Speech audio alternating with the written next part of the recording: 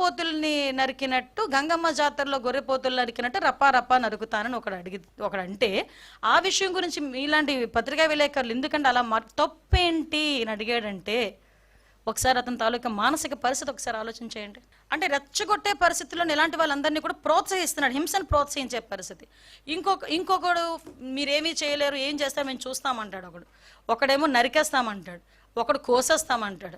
ఇలాంటి వాళ్ళందరినీ ఎందుకు ఆ మాట మాట్లాడుతున్నారు అంటే తప్పేంటి అని అడిగాడు. సినిమా డైలాగ్ కదా తప్పేంటి, ఏ సినిమాలో నీకు చంపేసుకోవటాలు చాలా హింస చూపిస్తారు, ఆ హింస అంతా బయట చేస్తే తప్పు లేదా? అంటే ఈ రాష్ట్రంలో చంపుతాము నరుకుతాము అని అంటే తప్పు, నరికితే తప్పులే. నరుకుతాము అని అంటే తప్పు, ఎవడైనా నరికితే తప్పులే. పల్నాడులో నరికినారు, అనంతపురంలో నరికినారు, కర్నూలులో నరికినారు, రోజు పల్నాడు జిల్లాలలో నరుకుతూనే ఉన్నారు. కేసులు పెట్టడంలే, నరికినోడు బయట తిరిగినాడు, చచ్చిపోయిన కుటుంబాలు శ్మశాన వాటికలంటే తిరుగుతున్నారు. దాని గురించి మాట్లాడారు.